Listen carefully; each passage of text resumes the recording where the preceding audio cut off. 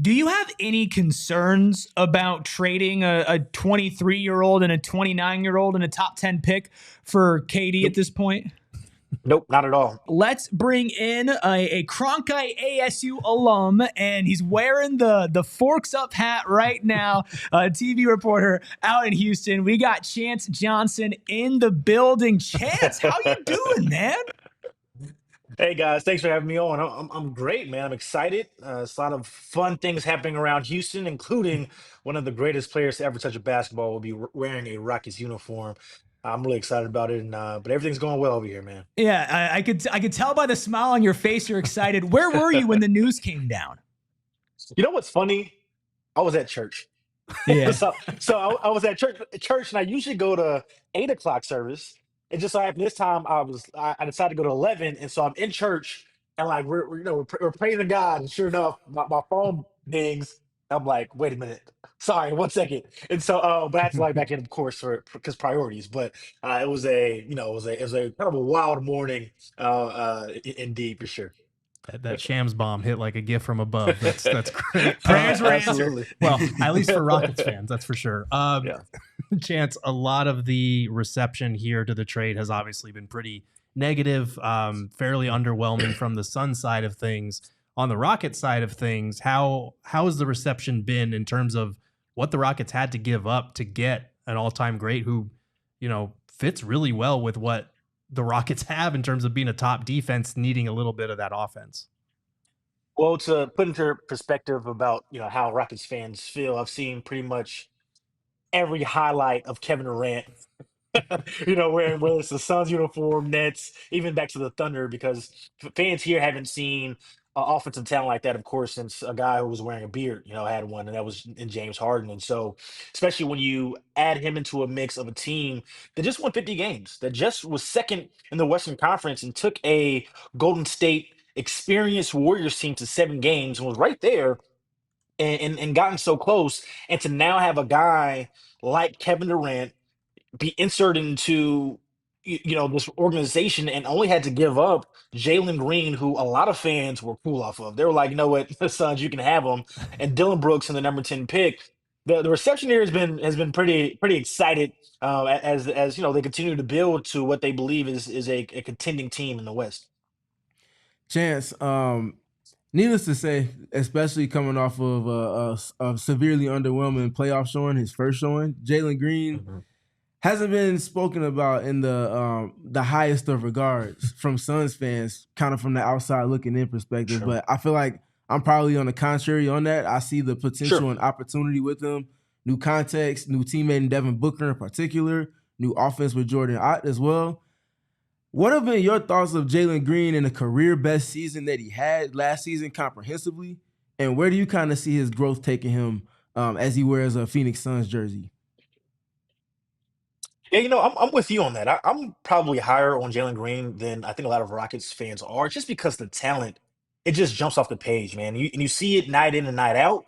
But then for a Rockets team, though, they had, as I mentioned earlier, high hopes of seeing where this thing could go, and they were willing to build around him and Alperen Şengün. They even showed that recently over last season or last offseason, I should say, by giving him an extension.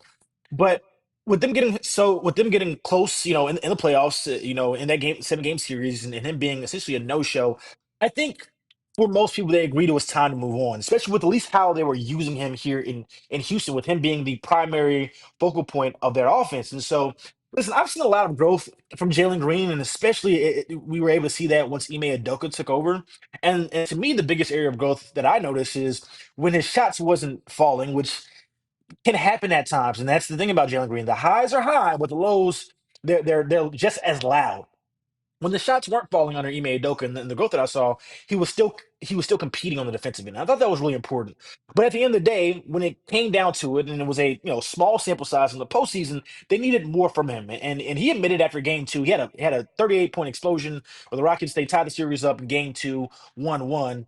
He admitted the lights were bright in game 1. Well, I guess 3, 4, 5, 6, and 7 they got bright again, right? And then he just never really was able to perform at the level that the Houston Rockets needed in order to overcome the Warriors in that series. And so, going back to Kevin Durant, you enter in a guy like that who can really just put the ball in the basket, something he's done at an extremely high level. We've all seen his entire career. That's why Rockets fans are excited because now, that was really the biggest thing. The defense has always been there, even when you lose a Dillon Brooks. And I hope we get a chance to talk about him because I think he's kind of been talked about as kind of like an add-in, but he was really valuable for this Rockets team over the 2 years he was here from a culture standpoint and of course defensively. But I think overall for Suns fans, there's something to be excited about with Jalen Green because the talent is there. Just the question is, can Phoenix unlock that next to Devin Booker? Is the big question. Let's talk about Dillon Brooks real quick. You seemed very excited. What do people get wrong about Dillon Brooks? I think the thing is he's one of those guys that when you're playing against him, you hate him. But when he's on your team, you love him. And so he really helped transfer, as I mentioned, the culture here in Houston, especially after the Steven Silas days. I ain't gonna lie, it was rough, man. And the team really didn't have an identity, and they had dogs, even outside of Dylan Brooks, whether it's Tari Eason, whether it's Cam Whitmore, two guys who I know Suns fans were hoping can we get one of them, right? Or Min Thompson, right, who was a named to the first team all defense as well. But they needed a guy who they needed a true veteran, and alongside Ime Udoka, they really helped establish that. And he was a locker room favorite. Guys really gravitated towards Dylan Brooks, and he has a little quirks about him, but offensively as well too. He added some value to the Rockets team. He actually was really their best shooter. From catch and shoot from the three. He has a little bit of a post game now. Sometimes when it goes in, sometimes he's a little bit too shot happy, but he definitely added value to this team. Something that, of course, when he was leaving Memphis, they basically wiped their hands of him and wanted nothing to do with him. But here in Houston, I think he was a valuable asset, and so I am curious to see with them losing him, how they'll respond. Like some of that toughness, that grit that he provided. But he certainly will be an addition to the Suns team, particularly defensively. All right, we've talked about Jalen Green. We've talked about Dillon Brooks. We've also talked about the guys that the Suns were not able to get, as well as the picks. The Rockets still own 2 of the Suns picks in 2027, 2029. I'm going to need you to do the Lord's work, Chance, here. Convince our chat that this trade is not that bad. Give us your elevator pitch for why this trade is not that bad. So listen, I don't want to lie to you guys, right? I don't want to do that, man. so here's the thing. The thing is, it's not. I don't think it's bad with the return. The issue is, I just don't like. Okay, great. You have Jalen Green, who once again I think is talented, and if you can continue to build, there is certainly something there. But the thing is, okay, what does that get you, right? It gets you the Rockets still own your picks. That's the problem. So even if it doesn't pan out, where do you go from here, right? And so that's why there was some rumblings about, look, could they maybe parlay it for Devin Booker later down the line, or originally was it maybe this offseason? Obviously, that won't be the case. But my thing is, like, where does this land you in what you guys know is a really tough Western Conference? Now, of course, this is the offseason really hasn't it's just really starting to begin, and there's a lot more for the Suns to do, and I'm sure that they will do, but I just don't know, right? Like, where does this lead you? Because it's not a championship contender as constructed. And so, and I kind of talked about this earlier. I just don't know if Phoenix is the best place to maximize Jalen Green. He's a guy who needs the ball in his hands. And so, if your point guard is Devin Booker, going to next season, obviously Booker can run the point. But to me, and correct me if I'm wrong, I think he's best just being a two, right? A guy who can do both, but hey, go score the basketball. And so, Jalen Green has some experience handling the point. They definitely experimented with that really when he first came in the league. Because of course he was really their first building block for the Rockets after the James Harden trade. So, Rafael Stone, he came from the Daryl Morey tree. He was there with James Harden throughout those days. So they wanted to see, hey, can we have another, a ball dominant guard like we saw with James Harden? It didn't really work out. And then you had Kevin Porter Jr. there as well, too. And we saw how that panned out. But, like I said, I just don't know if Phoenix is the best place right now to maximize him.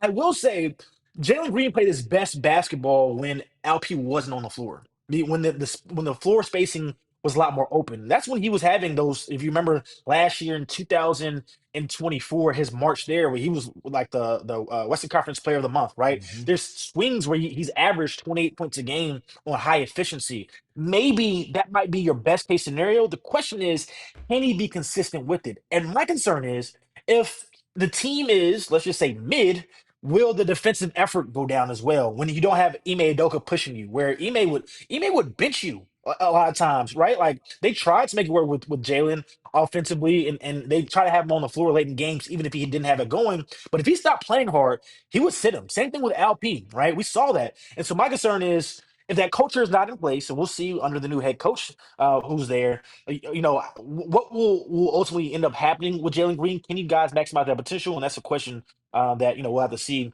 over the months to come. Excellent insight. Horrendous elevator pitch to make us feel better. Yeah, I'm not buying. Okay, we have a question in the chat, and obviously, Houston and you guys, you're riding high. You got KD, right? The last two stops for KD, they haven't exactly turned out exactly how people expected when he got there. Plus, there is this extension looming. Do you have any concerns about trading a 23-year-old and a 29-year-old and a top 10 pick for KD at this point? Nope, not at all. The reason being is because of what they had to give up, right? Sorry. I told you I didn't want to lie to you, right? Look, I'm with your Cronkite. You know what? One thing as journalists, we gotta be truthful, all right? But Minimize seriously, harm, Chance. You're not minimizing harm right now, brother. Look, I'm sorry, right? But I'll say this. I think obviously when you add Kevin Durant, you have championship expectations and aspirations. The thing is, I don't think it like if it doesn't work out where at the end of the the next couple of seasons, they're not holding the Larry O'Brien. I think it's okay because just having a guy as talented as Kevin Durant and has experience, as KD, and you put him around some of their young core that will still be here when Kevin Durant is gone, whether it's Min Thompson or a guy who I'm really excited to see him with, Jabari Smith Jr., Tari Eason, Reed Shepard, who still hasn't seen the floor, Cam Whitmore, and I just still can't believe you guys couldn't get. All right. Stop, right? But with that being said, though, even if it doesn't end up in a championship, I think you can't put a price on what he adds to the team. And so, as you mentioned, it didn't work out in Phoenix and it didn't work out in Brooklyn, but this is the most depth he's had around him. And so he's coming into a situation to where, once again, he's flanked by some really good perimeter defenders. Tari Eason, Amin Thompson, Jabari Smith, who can guard 2 through 5. Even LP, we saw a jump in him defensively. So really all he has to do is just come in and get buckets. And something that he does very well. And especially, when we get to the postseason and the Rockets, they struggle to score against Golden State. And you just have a guy who just knows how to put the ball in the basket. That's why I'm not concerned. And there's reports that he's willing to potentially take a slight pay cut to maybe make things work. We'll see if that actually happens. But no concern there, particularly because they didn't have to give up the future first from Phoenix. And I'm not going to be a dead horse here. You guys know the return there. So I'll leave it at that. My last one for you, Chance, is back to the Jalen Green part of it all. Last season, he took more pull-up threes than at any point in his career so far. And I'm curious about how that's going to translate to the Suns and what Jordan Ott is going to ask from him as far as volume there. But with Udoka last season, did you feel like that was something that he asked for him to take more of because the team needed it? Or did you feel like that was more so Jalen basically broadening his horizons as far as his skill development? I think it was a little bit of both. I think for Ime Udoka, he's more his calling card is more so on the defensive end, and I think that's why we saw Houston, defensive metrics definitely at the top of the league there. And so he allowed Shangoon, particularly Alperen Şengün and Jalen Green to kind of get their game off. And so I actually thought that he lived on those pull-up threes a little bit too much for my liking, especially when you consider what his best skill set is getting downhill, right? He's so athletic. He's really great in transition. And I think that's where we saw, as I mentioned earlier, his best production was when LP wasn't in the lineup, whether he was hurt or whatever the case might be, where they were just running. And so, that worked out. But, my concerns was that how would it translate in the playoffs, right? When teams get back, right, and there's a little bit more focus on you, and we saw how that panned out. And so, I think it would help him to get to the free throw line a little bit more, and I think his body control, his strength, just overall physical maturity, and that's the thing. He is still only 23, and so once again, I think there is a lot to like about Jalen Green. The question is, like, will it translate to winning alongside with this current roster that the Suns have? And once again, I'm not for sure on that. And I'll say real quick, that's something that I always bring up too is when a guard that is downhill oriented finally gets a 3-point shot off the dribble, there's a itch to want to get that shot off as much as you possibly can. We saw it a lot with Anthony Edwards early this Anthony past Edwards. season. Yep. But the thing is, when Ant finally got the balance back to where, okay, I can get to this, but use it as a counterpunch and not as the point I'm dictating with, that's when we got back to a level where he was a top 5 player at his best this season.